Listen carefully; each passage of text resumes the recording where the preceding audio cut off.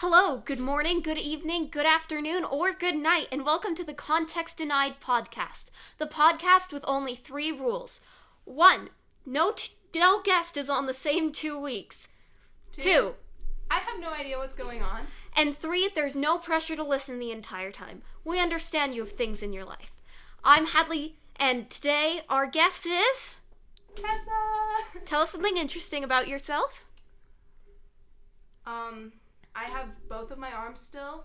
I think that's a pretty big accomplishment in my life. Yeah, that works, hey. And, obviously, based on the rules, she has no idea what's going on. So she only has a vague idea of our topic today, which is book genres. Oh. So the differences between book genres, more specifically, the genres inside of fantasy. Mm-hmm. Because I think it's a very interesting thing to look at. Uh-huh. Because you have high fantasy, and then you have low fantasy, and then you have sci-fi, and then you have dystopian, and then, all these different things. What are your thoughts? Personally, I am a strong lover of all fantasy. Usually I don't go for historical fantasy, and, the more, the ones that are, hardcore, if there's romance in it, I'll read it. Mm-hmm. But, the ones that, the things like The Lord of the Rings and The Hobbit, I love that for you, and I read it when I was, 5, because my dad decided that was the best thing to read to a first grader. But, I just, I usually can't get super into those, unless they're really good, which The Hobbit and Lord of the Rings are, because I've read them. And I've watched all the movies. It's totally a great use of your time, and you should try it. But a special kind of, fiction that I've read that doesn't have a lot of romance but is really good for some reason is, have you ever heard of Terry Pratchett? Yes. Believe so. So he's this guy, and he wrote a bunch of books. He wrote 48 in the exact same series. I might be wrong. That might be the wrong number. But it's really good, because if you've read The Princess Bride, it's the same writing style, and I didn't appreciate it as a child, but now I was going back and reading through them, and I was this is great. This is so good. It's fair. So, I agree. I think there are definitely some books that get more interesting as you grow older. Have you ever read Fablehaven? I think I started it, but I just couldn't I couldn't get into that, but I don't know, I wonder if I read it now. And there's also interesting how fantasy was a lot. Last week we talked about how movies have changed over time. Yeah. Fantasy's changed a lot over time. Obviously, a lot of people view Lord of the Rings, like you were saying, as the birth of fantasy, and then a lot of people see Dune. I don't know if you've read that. I've read that. I haven't. I actually really liked it. I liked the first half a lot, and then I didn't really care for the second half. But they made a movie recently, 2 years last year. I don't remember. Time isn't real. Time is not COVID real. COVID hit, and then COVID hit, and all clocks just died. Yep. Ow! At the same time. Sorry, I just scratched myself. Oh. Okay. Sorry. And so yeah, and then there's I think high fantasy is super interesting. I think historical fantasy can be interesting. Mm-hmm. Depending on the author. I think That's it's true. Hugely dependent on the author. Yeah. Because there are some authors I've read historical fantasy from where I was just so bored the whole time. I was I could not care less, honestly. But then there's some other ones I've read that I was this is so good. This feels exciting.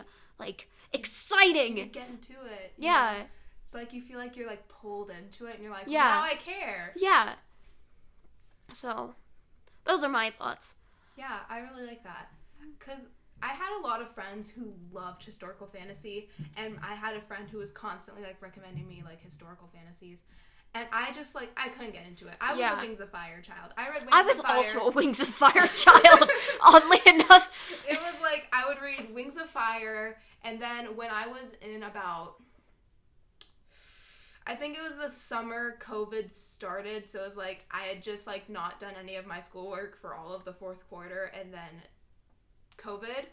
So I was having a great time, and I had a friend who was constantly lugging around these giant fat books that were 2 inches thick, big. And so I was like, well, what were you reading? And she was like, Keeper of the Lost Cities. And I was like, okay, I see you.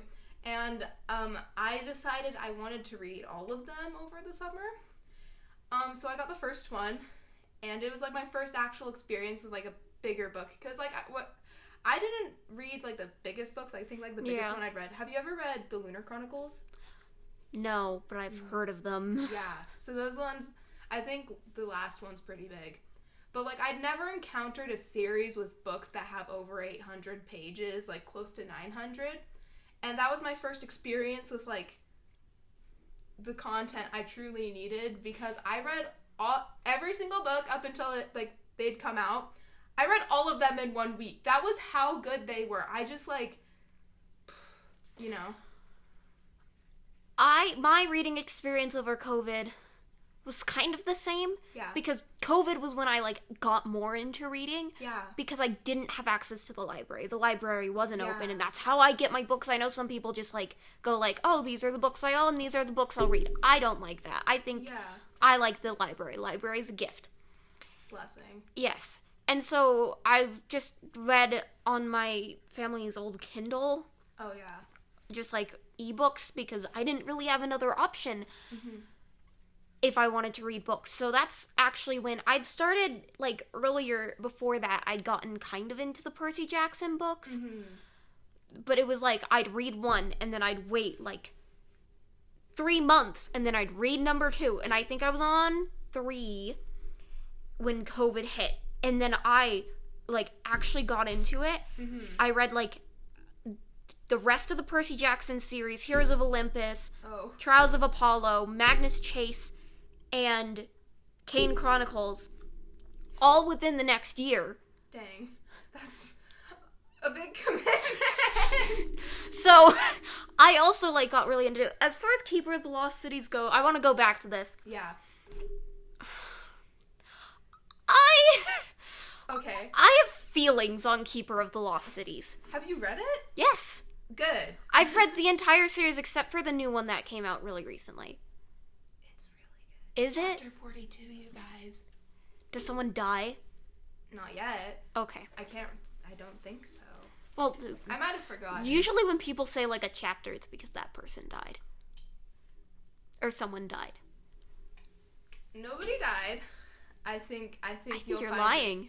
I'm not lying. No way. Okay, that was the most unconvincing no way. Just read. It's great. Okay, I'll read it eventually. I just have... Right now I'm working on, Shadow and Bone I've heard of stuff. that one. It's so good. I swear I want to hug it. Love it. Make pillows out of the clothes. Yeah. It's a good time. Yeah. And then they made the show, and the show is, like, perfectly casted. Chef's kiss to audio listeners is what I'm doing right now. It's so good. Sorry. It's quite... I've heard of Shadow and Bone. Read it. I will read it. If you read Shadow and Bone, I'll read Keeper of Lost Cities, the new one. Wait, no, Pinky Promise is stronger. We'll do it. Okay. And, like, the other thing is... So Shadow and Bone has Shadow and Bone, and then it has Six of Crows, which is in the same universe. And then it has King of Scars is a duology, and then I think it has one more thing. So when I finish with that, I'll read the 9th book of Keeper of the Lost Cities. Unless I get, like, a chance between that. But just like you said, they're so long. Yeah. My main conflict with Keeper of the Lost Cities. Okay. I enjoyed them. Honestly, I thought they were genuinely, like, fun, and I had a good time with them. But I am so, like, I, dislike all the characters. Not all the characters, that's not true. I dislike enough of the characters to make it less worth reading. 2, like I said, it's long, and a lot of the times it doesn't keep my attention the entire time. Like that one book where they're in the hospital for, like... Oh, that was, like, awful, because the entire time I was like, it's... Which I understood the point, but it was also, like, not a good way to, like, keep my interest. Yeah. Like, I was just bored. So, like, there's just like lulls, you know, that just don't motivate me to keep reading it. 3, I can't pronounce half of the things. 4, I just felt like as the book series kept going, it was just, like, the thing happened, and then the next book, the exact same thing happened with different people. Yeah. I loved the first book. The first book was so good. I got a little bored because it was just, like, school routine, and I'm just not that kind of person. But then, like, the entire ending happens, and I'm just like... And Whoa. It was, like, a good... Yeah, and it was, like, a good quality book. Yeah. And then just as it kept going, I don't know. I just feel like that book series could have been wrapped up in, like, 6 books. Yeah. Instead of... I don't know if there's more being made. Okay. Instead of, like, 12, if there had just been some, like, duller parts cut out. Yeah, I can see that because Keeper is, like, really crazy long, and I've tried to get some friends into it, and they're like, too long, can't do that. And I also had somebody I knew, they read the first book, and they didn't like it. They were like, it's too school-based, and I was like, the rest of it's, like, none of it's in school after that. The school never comes back. Spoiler alert, they, like, go back to school 2 times, and then they burn it down, like, 4 times. Like, they burn it more times than they go back. Like, they are not in school at all the entire, like, they would get kicked out for not coming to seminary enough days. That is how, like, they're never there. It's, like, yeah. Got a little passionate there. But, it's, like, I honestly really liked it. I know that a lot of it's pretty long. Yeah. But I read it when I was younger. Yeah. So I just have, like, this passion for it. Because, like, you know Wings of Fire we were talking about. Love I acknowledge now that is not that's not the kind of thing I would ever read today. Yeah. But I read every single book that comes out just because it's so, like, nostalgic for me. And Keeper of the Lost Cities was, like, everything for that summer of 7th grade. Or 6th grade. It was the greatest thing. I was just... Living. I felt alive. Yeah. It was my moment. Yeah. I think just like how some books get more interesting as you go older, like, obviously some books aren't as interesting as you get older. Like, I was a Wings of Fire kid. I read every single book. And even, like you said, when the new ones were coming out, I still read them. Like, the first ones are obviously way better than the last ones. Yeah. Just kind of got to that point. Yeah. But I still enjoyed it. I still get the graphic novels when they come out occasionally, just because I'm, like, curious how they're going to do it. Another example of that, I don't know if you've ever read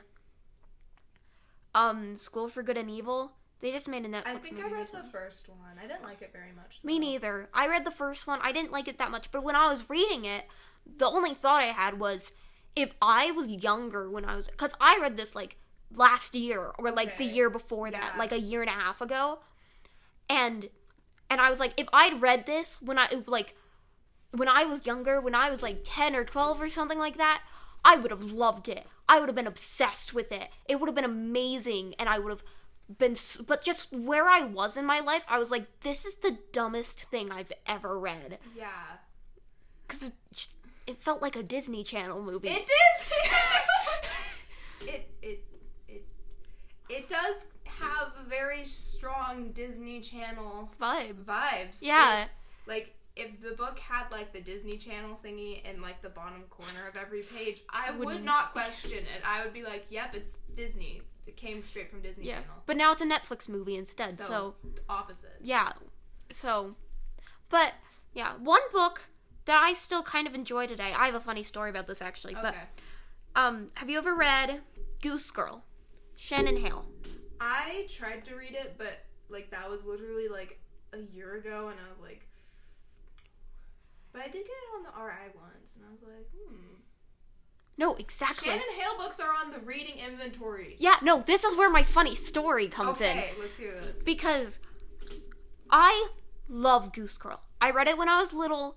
Well, not like little, but like little. I was maybe like 10 or 11. That's when I was like on my whole readings thing. Yeah.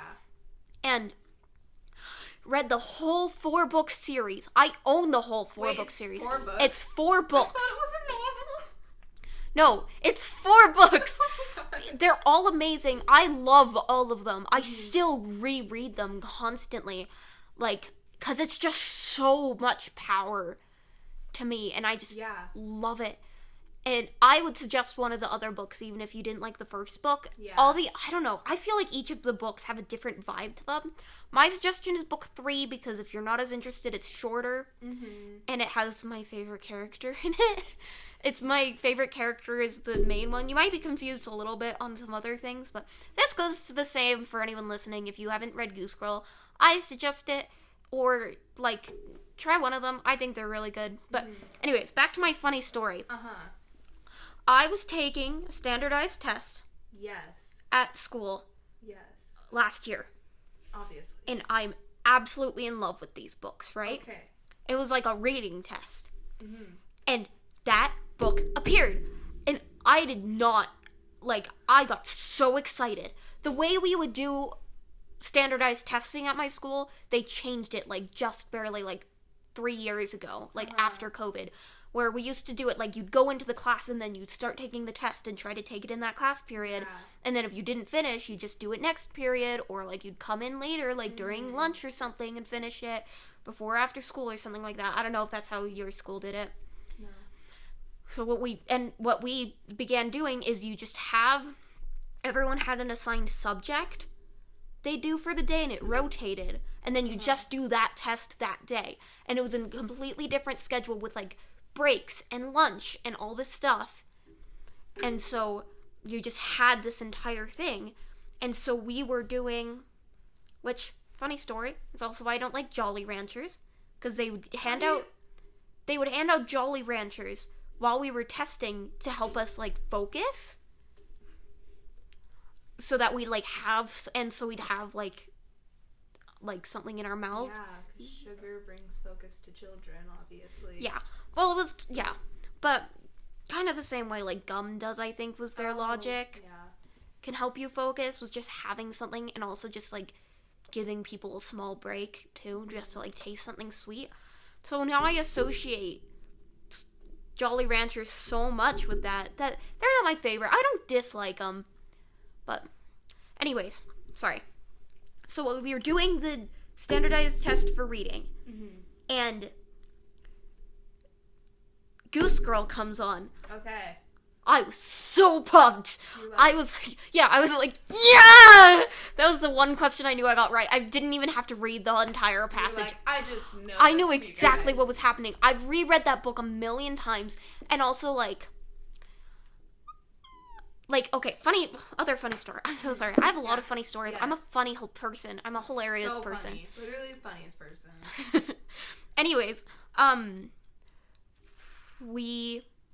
was I gonna say? Oh, when I first read that book, actually, I didn't read the first, like, 4 chapters, because my mom suggested it to me, and I started reading, and I was like, this is the most boring crap, and so I lost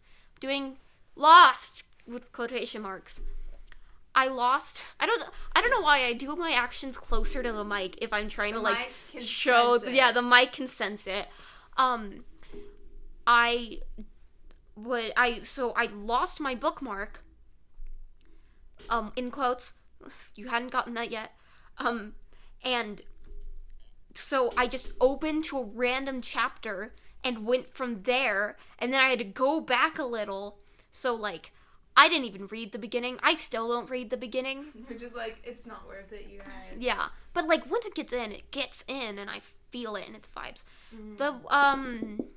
Yeah. But my new favorite books right now are Shadow and Bone, Six of Crows. I'm so obsessed with the show. I'm so excited for the new season that comes out in a month. Woo! Hype. Time. Say word. Words are still on, like, a podcast level. Yeah. Okay. That's amazing. I honestly love that.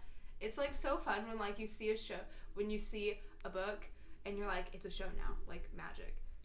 Because, like, Keepers, a movie. It's going to be turned into a movie. Yeah, but that's also fun. They said it's going to be a show.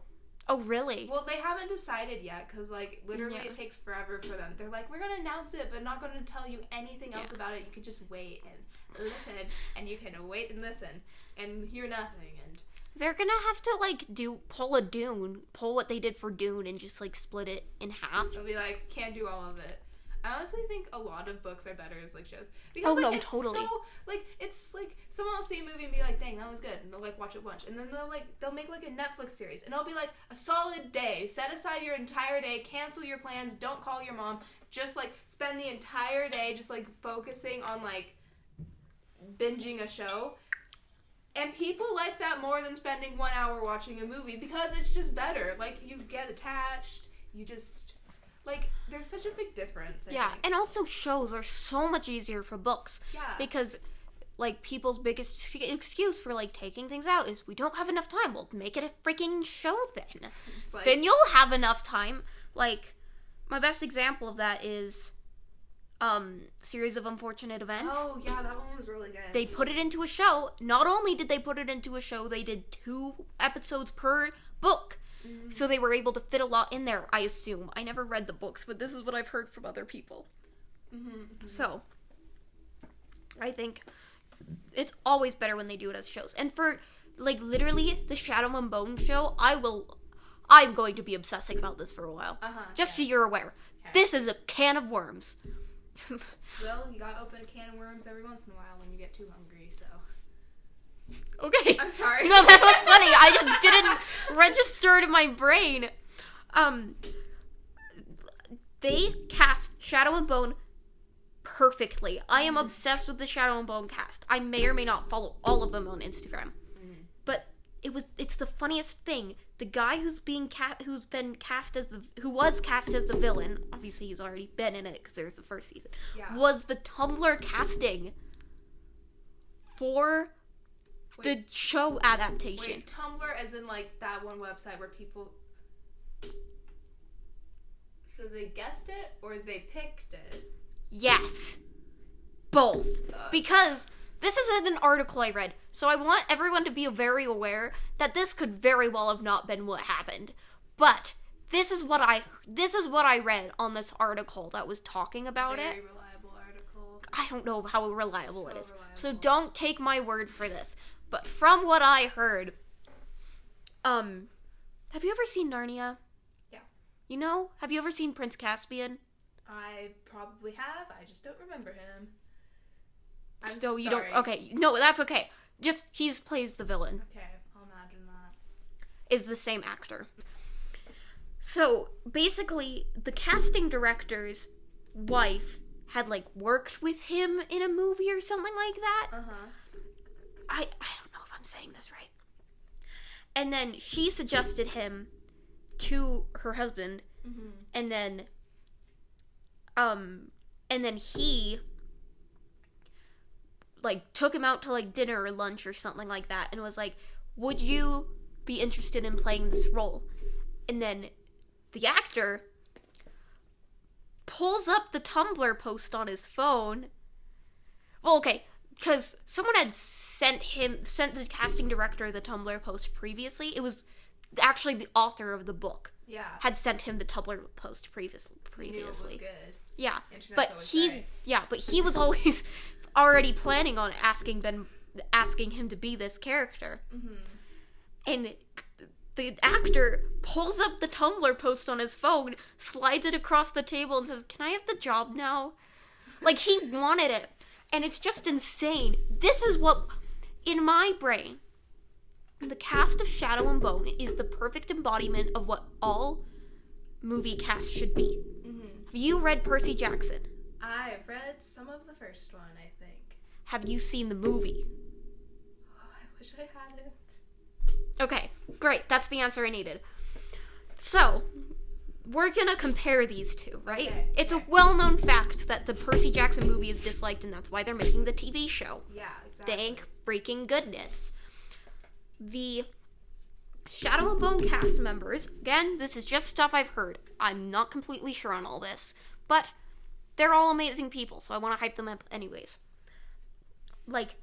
Studied the books. The guy I was just talking about, he annotated all of the books. He would text the director, or he had texted the director just like lines from the books that he really wants to say in the show. Like, I gotta have this one, man. Yeah. I'm not doing this unless I get to say this epic one-liner. Yeah, exactly. One of the people, like, taught themselves how to throw knives and do aerial silks just so they could get the role. Mm-hmm.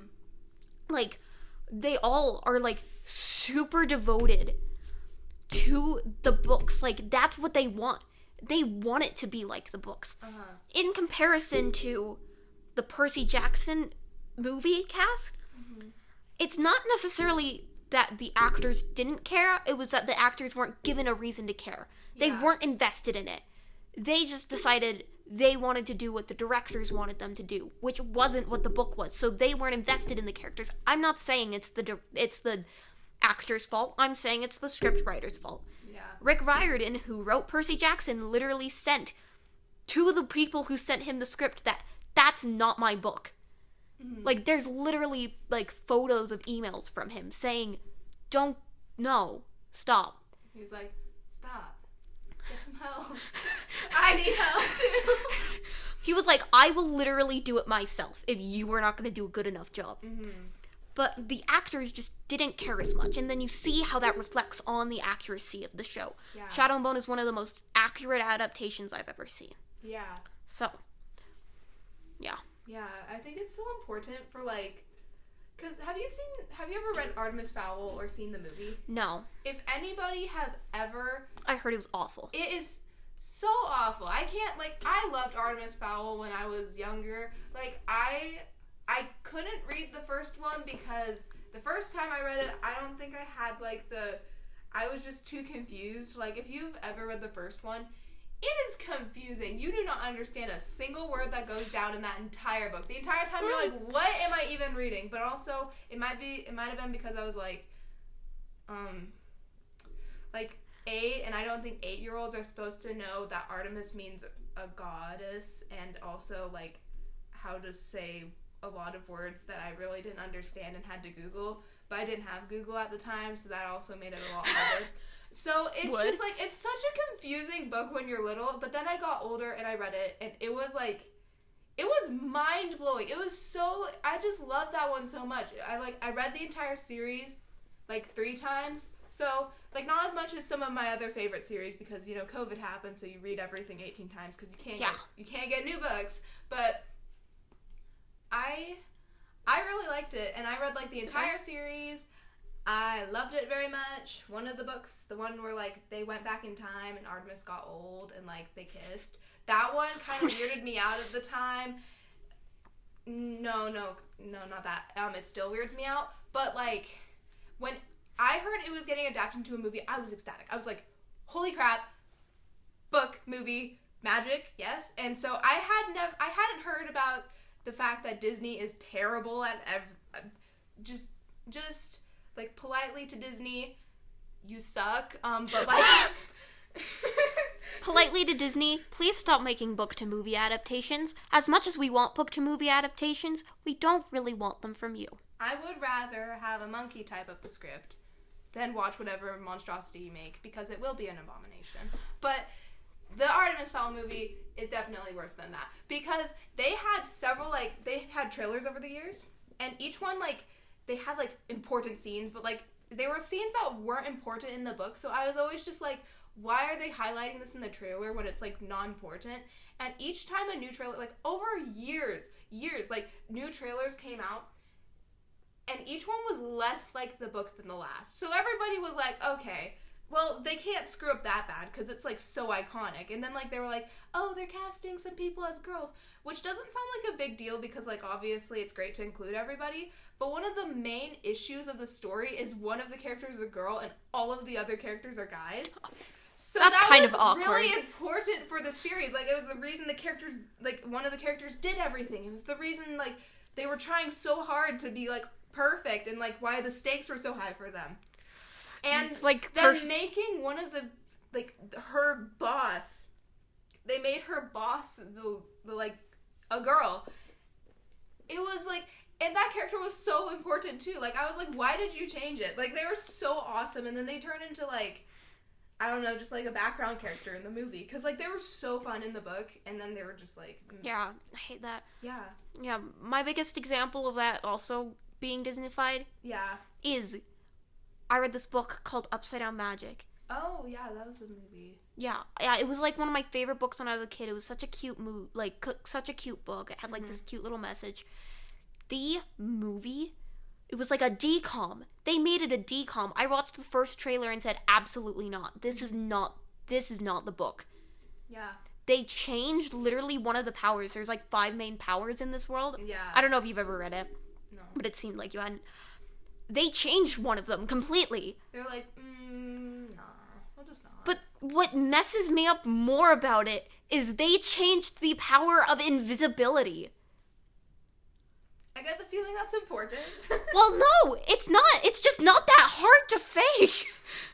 Just like, nah, just wear a green screen, man, or get a cloak of invisibility from, like... Well, wear a green screen, or just, like, use string and, like, knock stuff over in certain Yeah. places to show, like, that person's there. Yeah. Instead of, because they're called flickers. Yeah.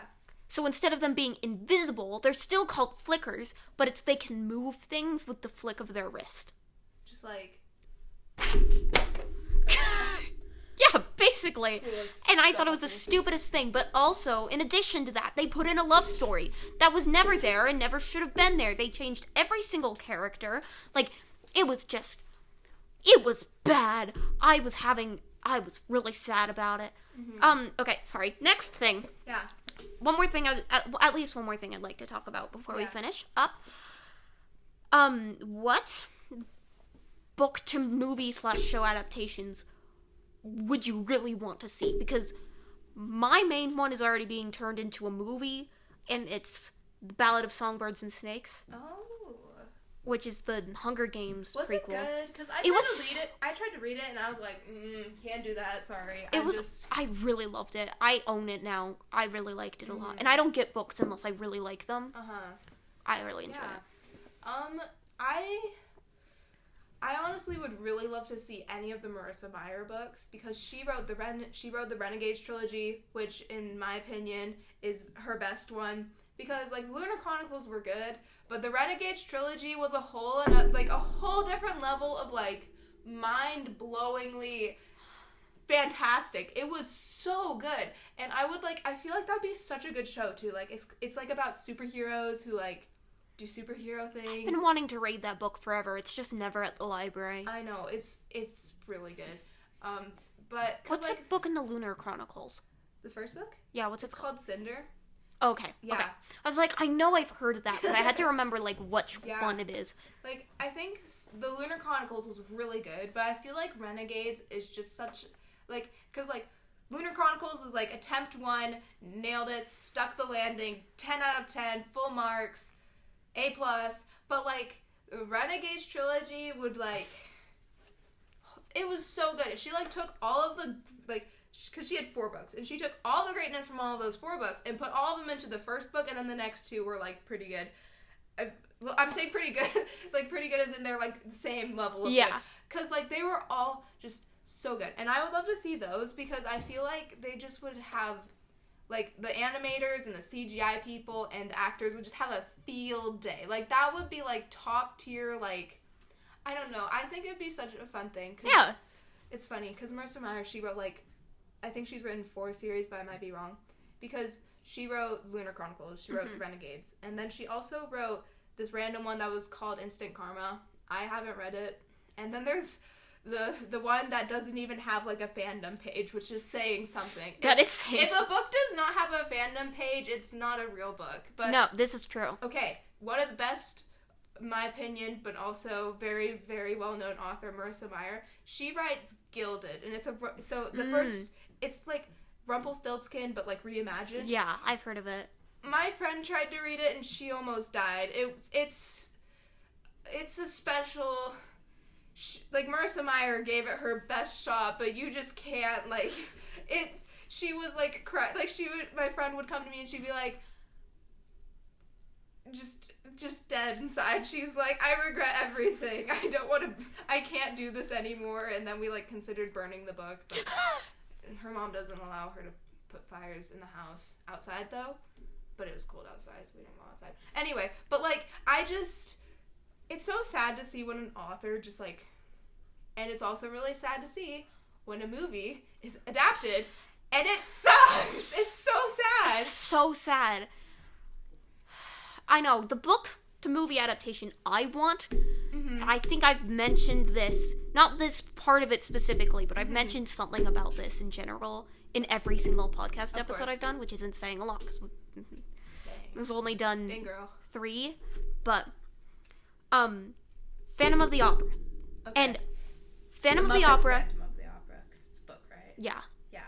Gotta love the Muppet books. But, the Phantom of the Opera original book... Okay. I love a Muppets Phantom of the Opera. The OG. I have read the original, by the way. For context, for people who are listening and watching, I have read the original book. It is lovely. It is written beautifully. It's originally in French. I don't read French, so I've read the English translation.